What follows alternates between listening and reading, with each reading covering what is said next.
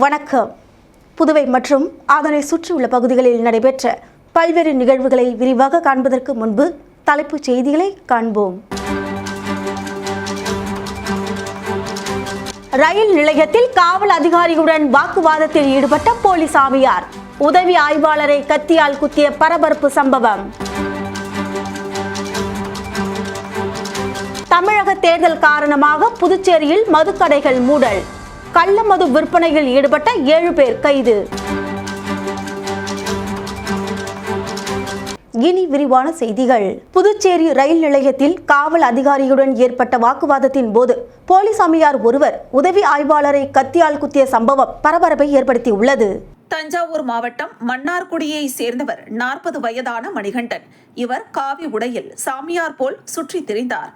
இவர் திருவண்ணாமலையில் இருந்து நேற்று காலை ரயிலில் புதுச்சேரி வந்தார். ரயில் நிலைய பிளாட்பாரத்தில் பெண்கள் நடமாட்டம் உள்ள பகுதியில் சிறுநீர் கழித்ததால் ரயில்வே காவல்துறையினர் அவரை வெளியேற்றினர். இந்த நிலையில் பிற்பகல் மீண்டும் ரயில் நிலையத்திற்குள் நுழைய முயன்ற மணிகண்டனை பணியில் இருந்த ரயில்வே உதவி ஆய்வாளர் சரவணன் தடுத்து நிறுத்தினார். இதனால் இருவருக்கும் இடையே வாக்குவாதம் ஏற்பட்டது. ஆத்திரமடைந்த மணிகண்டன் தன் பையில் மறைத்து வைத்திருந்த கத்தியால் சரவணனை தாக்கினார். இந்த தாக்குதலில் சரவணனின் கையில் ஆழமான காயம் ஏற்பட்டதுடன் நரம்பு அறுந்ததாக கூறப்படுகிறது. அவர் இரத்த வெள்ளத்தில் மயங்கிய நிலையில் உடனடியாக புதுச்சேரி அரசு மருத்துவமனைக்கு கொண்டு செல்லப்பட்டார். பின்னர் மேல் சிகிச்சைக்காக ஜிப்மர் மற்றும் அடுத்து சென்னை மருத்துவமனைக்கு மாற்றப்பட்டு தீவிர சிகிச்சை அளிக்கப்பட்டு வந்தது. சம்பவத்திற்கு பிறகு அருகில் இருந்த காவல்துறையினர் மணிகண்டனை மடக்கி பிடித்து கைது செய்தனர். விசாரணையில் அவர் போலி சாமியார் வேடத்தில் ஊராக சுற்றி திரிபவர் என்பது தெரிய வந்தது. பின்னர் நீதிமன்றத்தில் ஆஜர்படுத்தப்பட்ட அவர் காலாப்பட்டு மத்திய சிறையில் அடைக்கப்பட்டார். இந்த சம்பவம் புதுச்சேரி முழுவதும் பெரும் பரபரப்பை ஏற்படுத்தியுள்ளது. தமிழக தேர்தல் காரணமாக புதுச்சேரியில் மதுக்கடைகள் மூடப்பட்டுள்ள நிலையில் கள்ள மது விற்பனையில் ஈடுபட்ட 7 பேர் கைது செய்யப்பட்டுள்ளனர். தமிழக சட்டசபை தேர்தலை முன்னிட்டு புதுச்சேரியில் உள்ள அனைத்து வகை மதுபான கடைகளையும் 3 நாட்களுக்கு மூட கலால்துறை உத்தரவு பிறப்பித்திருந்தது. இந்த உத்தரவு 23ஆம் தேதி வரை அமலில் இருப்பதாக அறிவிக்கப்பட்டது. அதன்படி புதுச்சேரியில் நேற்று காலை 10 மணி முதல் அனைத்து மதுக்கடைகளும் மூடப்பட்டன. இந்த நிலையில் மதுக்கடைகள் மூடப்பட்டதை பயன்படுத்தி சிலர் கள்ளத்தனமாக மது விற்பனை செய்ததாக காவல்துறையினர் தகவல் பெற்றனர். இதையடுத்து பல்வேறு பகுதிகளில் காவல்துறையினர் திடீர் சோதனை நடத்தினர். திருக்கனூர் பகுதியில் முத்துகிருஷ்ணன் என்பவர் கைது செய்யப்பட்டு அவரிடமிருந்து 19,000 ரூபாய் மதிப்பிலான 34 மதுபான பாட்டில்கள் பறிமுதல் செய்யப்பட்டன. பாகூர் கொத்தமேடு பகுதியைச் சேர்ந்த கார்த்திக் என்பவரும் கைது செய்யப்பட்டார். மேலும் மேல் பரிக்கல்பட்டு பகுதியில் ரஞ்சித் மற்றும் சரபாலா ஆகியோர் கைது செய்யப்பட்டனர். அரியாங்குப்பம் பகுதியில் சக்கரபாணி என்பவர் சாராயம் விற்றதில் காவல்துறையினர் கைது செய்தனர். வில்லியனூர் பகுதியில் வீட்டில் மதுபானங்களை பதுக்கி வைத்து விற்ற செந்தில் என்பவரும் கைது செய்யப்பட்டார். இவ்வாறு புதுச்சேரி முழுவதும் நடைபெற்ற சோதனைகளில் மொத்தம் 7 பேர் கைது செய்யப்பட்டு அவர்களிடமிருந்து பல்வேறு வகையான மதுபானங்கள் பறிமுதல் செய்யப்பட்டன. சட்டவிரோதமாக மது விற்பனை செய்வோருக்கு எதிராக கடுமையான நடவடிக்கை தொடரும் என காவல்துறையினர் எச்சரிக்கை விடுத்துள்ளனர். புதுச்சேரி ரயில் நிலைய மேம்பாட்டு பணிகள் பாதிக்கப்பட்டுள்ளன. தொழிலாளர்கள் சொந்த ஊர் திரும்பியதால் இடிப்பு பணி முடங்கியுள்ளது. புதுச்சேரி ரயில் நிலையத்தில் நடைபெற்று வரும் மேம்பாட்டு பணிகள் தற்போது சுணக்கமடைந்துள்ளன. சட்டசபை தேர்தலில் வாக்களிக்க வெளிமாநில தொழிலாளர்கள் தங்களது சொந்த ஊர்களுக்கு திரும்பி சென்றதால் கட்டுமான பணிகள் பெரிதும் பாதிக்கப்பட்டுள்ளன. மத்திய அரசின் அம்ரித் பாரத் நிலையம் திட்டத்தின் கீழ் தெற்கு ரயில்வே சார்பில் 93 கோடி ரூபாய் மதிப்பில் புதுச்சேரி ரயில் நிலையத்தை மேம்படுத்தும் பணிகளை பிரதமர் நரேந்திர மோடி கடந்த ஆண்டு தொடங்கி வைத்தார். இந்த திட்டத்தின் மூலம் ரயில் நிலையம் முழுமையாக புதுப்பிக்கப்பட்டு நவீன வசதிகளுடன் மாற்றப்பட உள்ளது. இதன் ஒரு பகுதியாக பார்சல் அலுவலகம், ரயில்வே காவல் நிலையம், டிக்கெட் பரிசோதகர்கள் அலுவலகம், லோகோ பைலட் ஓய்வறைகள் போன்றவை தனித்தனியாக அமைக்கப்பட்டுள்ளன. மேலும் பயணிகள் காத்திருப்பு அறை, நடை மேம்பாலம், லிப்ட், எஸ்கலேட்டர், உணவகம் மற்றும் வாகன நிறுத்துமிடம் போன்ற முக்கிய வசதிகளும் புதிதாக அமைக்க திட்டமிடப்பட்டுள்ளது. இந்த பணிகளை மேற்கொள்ள பழைய கட்டிடத்தை இடிக்கும் பணி நடைபெற்று வந்தது. ஆனால் அந்த இடிப்பு பணி மெதுவாக முன்னேறி வந்த நிலையில் தற்பொழுது முற்றிலும் நின்றுவிட்டது. தேர்தல் காரணமாக தொழிலாளர்கள் திடீரென வேலை விடுப்பு எடுத்தது இதற்கு காரணமாக கூறப்படுகிறது.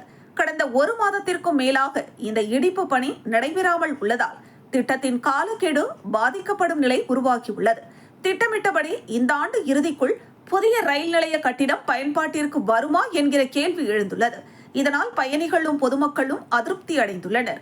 விரைவில் பணிகள் மீண்டும் தொடங்கி திட்ட காலத்திற்கு உட்பட்டு நிறைவேற்றப்பட வேண்டும் என பொதுமக்கள் எதிர்பார்க்கின்றனர். கிருமாம்பாக்கம் ஸ்ரீ முத்தாலம்மன் ஆலய வளாகத்தில் உள்ள தனி சன்னதியாக அருள்பாலித்து வரும் ஸ்ரீ ராமானுஜர் ஜெயந்தி விழாவை முன்னிட்டு சிறப்பு திருமஞ்சனம் நடைபெற்றது.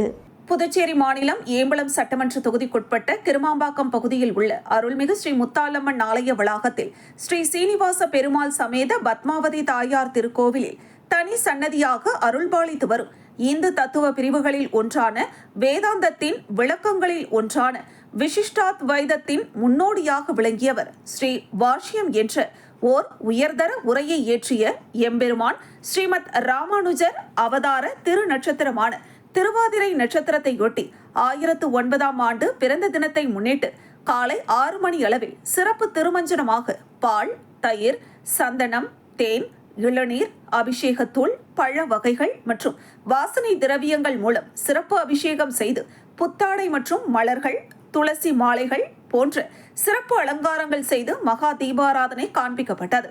இதில் திரளான பக்தர்கள் கலந்து கொண்டு ராமானுஜரின் திருநாமங்களான ஓம் நமோ நாராயணா என்று கூறி வணங்கி சென்றனர். தொடர்ந்து பொதுமக்களுக்கு பிரசாதங்கள் வழங்கப்பட்டன. இந்த நிகழ்ச்சிக்கான ஏற்பாட்டினை சந்தோஷ்குமார் மற்றும் சதாசிவம் குடும்பத்தினர்கள், தனி அதிகாரி மற்றும் பஞ்சாயத்தாரர்கள், ஊர் பொதுமக்கள் செய்திருந்தனர். திறம் வருவதற்கு முன்பே அக்னி வெயில் வாட்டி வதைக்கும் நிலையில் புதுச்சேரி சாலைகள் வெறிச்சோடி காணப்பட்டன. புதுச்சேரியில் அக்னி நட்சத்திரம் தொடங்குவதற்கு முன்பே கடும் வெயில் தாக்கம் அதிகரித்து 95.2 டிகிரி வரை வெப்பநிலை பதிவாகியுள்ளது. இதனால் பொதுமக்கள் கடும் அவதியடைந்து பகல் நேரங்களில் வெளியே செல்ல முடியாமல் வீட்டிலேயே முடங்கியுள்ளனர். சுற்றுலா முக்கியத்துவம் வாய்ந்த புதுச்சேரி நகரில் நாளுக்கு நாள் வெயிலின் தாக்கம் உயர்ந்து வருகிறது. வழக்கமாக அக்னி நட்சத்திரம் ஆரம்பித்த பிறகே வெப்பம் அதிகரிக்கும் நிலையில் இந்த ஆண்டு அதற்கு முன்பே சுட்டெரிக்கும் வெயில் மக்கள் வாழ்வை பாதித்து வருகிறது. அவசர தேவைகளுக்காக வெளியே செல்லும் பொதுமக்கள் கூட தலையில் துணி போர்த்தி கொண்டு தலைக்கவசம் அணிந்து பயணம் செய்து வருகின்றனர். கடும் வெப்பத்தால் புதுச்சேரியின் முக்கிய சாலைகளில் வாகன போக்குவரத்து குறைந்து வெறிச்சோடி காணப்படுகிறது. மேலும் சுற்றுலா பயணிகள் திரளாக காணப்படும் கடற்கரை சாலையும் வெப்பத்தின் தாக்கத்தால் வெறிச்சோடி காணப்படுவது குறிப்பிடத்தக்கது. ஸ்ரீ ஆதிசங்கரர் மற்றும் ஸ்ரீ ராமானுஜர் ஜெயந்தி விழாவை முன்னிட்டு அகண்ட ஸ்ரீ லலிதா சகஸ்ரநாமம் மற்றும் ஸ்ரீ விஷ்ணு சகஸ்ரநாமம் 1008 பெண்கள் கலந்து கொண்டு பாராயணம் செய்தனர். புதுச்சேரி தர்ம சம்ரக்ஷண சமிதி சார்பில் ஸ்ரீ ஆதிசங்கரர் மற்றும் ஸ்ரீ ராமானுஜர் ஜெயந்தி விழாவை முன்னிட்டு உலக நன்மை வேண்டியும் அனைவரும் சுபிக்ஷமாக வாழ வேண்டியும் 1008 பெண்கள் கலந்து கொண்டு 5 மணி நேரம் அகண்ட ஸ்ரீ லலிதா சகஸ்கரநாமம் மற்றும் ஸ்ரீ விஷ்ணு சகஸ்கரநாமம் பாராயணம் செய்யும் நிகழ்வு நடைபெற்றது. இதில் 1008 பெண்கள் கலந்து கொண்டு உலக நன்மைக்காக பாராயணம் செய்தனர். இதற்கான ஏற்பாடுகளை தர்ம சம்ரக்ஷண சமிதி சார்பில் சிறப்பாக செய்யப்பட்டிருந்தது. ஸ்ரீ மணக்குள விநாயகர் பொறியியல் கல்லூரியில் பணியாணை வழங்கும் விழா சிறப்பாக நடைபெற்றது. புதுவை ஸ்ரீ மணக்குள விநாயகர் பொறியியல் கல்லூரியில் மாபெரும் பணியாணை வழங்கும் விழா சிறப்பாக நடைபெற்றது. இப்பணியாணை வழங்கும் விழாவில் TCS தலைமை ஆர்கிடெக்ட் ஜூடே ரிச்சர்ட் சிறப்பு விருந்தினராக கலந்து கொண்டு விழாவை சிறப்பித்தார்.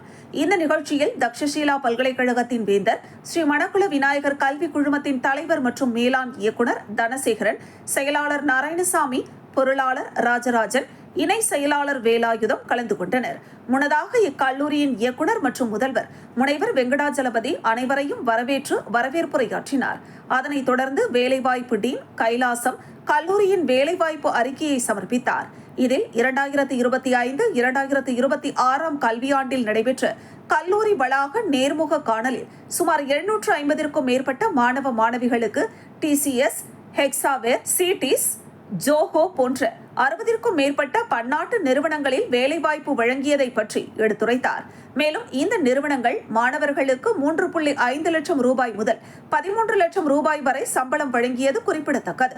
இந்த நிகழ்ச்சியில் பொருளாளர் ராஜராஜன் மாணவர்கள் AI தொழில்நுட்பத்துடன் சார்ந்து கோடிங் எழுத எளிதாக கற்றுக்கொள்ள வேண்டும். மாணவர்கள் வேலைக்கு சேர்ந்த முதல் 3 மாதங்கள் கவனிக்கப்பட வேண்டிய நாட்கள். அவர்கள் அனைத்து சூழ்நிலைக்கு ஏற்ப தன்னை ஈடுபடுத்திக் கொண்டு கடினமாக உழைக்க வேண்டும். தங்களுடைய திறனை வெளிப்படுத்த வேண்டும் என்று அறிவுறுத்தினார். தக்ஷசீலா பல்கலைக்கழகத்தின் வேந்தர், ஸ்ரீ மணக்குள விநாயகர் கல்வி குழுமத்தின் தலைவர் மற்றும் மேலாண் இயக்குனர் தனசேகரன் தனது உரையில் மாணவர்கள் சுய கற்றல் மற்றும் AI தொழில்நுட்ப கல்வியில் சிறந்து விளங்க சுய கற்றல் திறனை வளர்த்துக் கொள்ள வேண்டும் என்றும் இக்கல்லூரி கல்வியுடன் வேலை வாய்ப்பினையும் பெற்று தந்திருக்கிறது என்றும் குறிப்பிட்டார். அவர்கள் தங்கள் பெற்றோர், ஆசிரியர் மற்றும் வேலைவாய்ப்பு ஒருங்கிணைப்பாளர்கள் அவர்களை வாழ்நாளில் மறக்கக்கூடாது. மேலும் அவர்கள் தங்கள் பயின்ற கல்லூரிக்கு தங்களுடைய ஜூனியர் மாணவர்களுக்கு வழிகாட்டுதலை தர வேண்டும் என எடுத்துரைத்தார். சிறப்பு விருந்தினராக டிசிஎஸ் தலைமை ஆர்கிடெக்ட் ஜூடே ரிச்சர்ட் கலந்து கொண்டு சிறப்புரையாற்றினார். அவர் தனது உரையில் மாணவர்கள் வேலைக்கு சேர்ந்த முதல் 90 நாட்கள் தங்கள் திறனை வெளிப்படுத்த வேண்டும். தொழில்நுட்ப திறன், தொடர்பு திறன் மற்றும் பன்முக திறமைகளை வளர்த்து கொண்டால்தான் இனிவரும் காலங்களில் நிறுவனங்களின் தொழில்நுட்பம் சார்ந்த எதிர்பார்ப்பினை பூர்த்தி செய்ய முடியும் என்று கூறினார். மேலும் அவர் கூறுகையில், மாணவர்கள் கடினமாகவும் அதே நேரத்தில் புத்திசாலித்தனமாகவும் பொறுப்புடனும் தனது வேலையில் கவனம் செலுத்த வேண்டும். பணி செய்யும் இடத்தில் நம்பிக்கையாகவும் நன்றி சொல்லவும் கடமைப்பட்டிருக்க வேண்டும். தொடர்ந்து சுமார் 750க்கும் மேற்பட்ட மாணவர்களுக்கு பணி ஆணையை வழங்கினார். இவ்விழாவில் கல்லூரியின் அனைத்து டீன்கள், தேர்வுத்துறை கட்டுப்பாட்டாளர், துறை தலைவர்கள் மற்றும் அனைத்து துறை வேலைவாய்ப்பு ஒருங்கிணைப்பாளர்கள் அனைவருக்கும் நினைவு பரிசுகளை வழங்கி கௌரவித்தார். இவ்விழாவில் கல்லூரியின் அனைத்து டீன்கள், தேர்வுத்துறை கட்டுப்பாட்டாளர், துறை தலைவர்கள், பேராசிரியர்கள் மற்றும் சுமார் 800க்கும் மேற்பட்ட மாணவ மாணவிகள் கலந்து கொண்டனர். நிறைவாக ஏஐடிஎஸ் துறை தலைவர் முனைவர் மதுசூதனன் நன்றி உரை வழங்கினார். தக்ஷஷீலா பல்கலைக்கழகத்தின் வேந்தர், ஸ்ரீ மணக்குள விநாயகர் கல்வி குழுமத்தின் தலைவர் மற்றும் மேலாண் இயக்குனர் தனசேகரன், டிசிஎஸ் தலைமை ஆர்கிடெக்ட் ஜூடே ரிச்சர்ட், பொருளாளர் ராஜராஜன், இயக்குனர் மற்றும் முதல்வர் முனைவர் வெங்கடாச்சலபதி, வேலைவாய்ப்புத்துறை டீன் முனைவர் கைலாசம், முனைவர் ஜெயக்குமார், ஆராய்ச்சி மற்றும் மேம்பாட்டுத்துறை டீன் முனைவர் வேல்முருகன், அகாடமிக் டீன் முனைவர் அறிவழகர் மற்றும் வேலைவாய்ப்புத்துறை பயிற்சி தலைவர் முனைவர் மதுசூதனன் மற்றும் துறை தலைவர்கள் பங்கு பெற்றனர். பிள்ளையார்குப்பம் அருள்மிகு ஸ்ரீ கூத்தாண்டவர் கோவிலில் கிராம மக்கள் கொடியேற்றம் மற்றும் காப்பு கட்டுதல் நிகழ்ச்சி நடைபெற்றது. புதுச்சேரி மாநிலத்தில் மிகவும் பிரசித்தி பெற்ற பரிகார ஸ்தலமாக விளங்கும் பிள்ளையார்குப்பம் அருள்மிகு ஸ்ரீ கூத்தாண்டவர் திருக்கோவிலில் கும்பாபிஷேக விழா கடந்த மார்ச் மாதம் 8ஆம் தேதி வெகு சிறப்பான முறையில் நடைபெற்றது. தொடர்ந்து அருள்மிகு ஸ்ரீ கூத்தாண்டவர் சுவாமி திருக்கோவில் திருவிழாவினை முன்னிட்டு கடந்த 16ஆம் தேதி செட்டியார் மரபினர் கொடியேற்றும் நிகழ்ச்சி நடைபெற்றது. தொடர்ந்து முக்கிய நிகழ்வாக கிராம மக்கள் கொடியேற்றும் நிகழ்ச்சி நடைபெற்றது. இதில் பக்தர்கள் திரளாக கலந்து கொண்டு சுவாமி தரிசனம் செய்தனர். இதனைத் தொடர்ந்து கோவிலுக்கு அருகாமையில் அமைந்துள்ள சங்கராபரணி ஆற்றங்கரை பகுதியில் காத்தவராயன் சுவாமிக்கு படையலிட்டு பக்தர்களுக்கு காப்பு கட்டுதல் நிகழ்ச்சி நடைபெற்றது.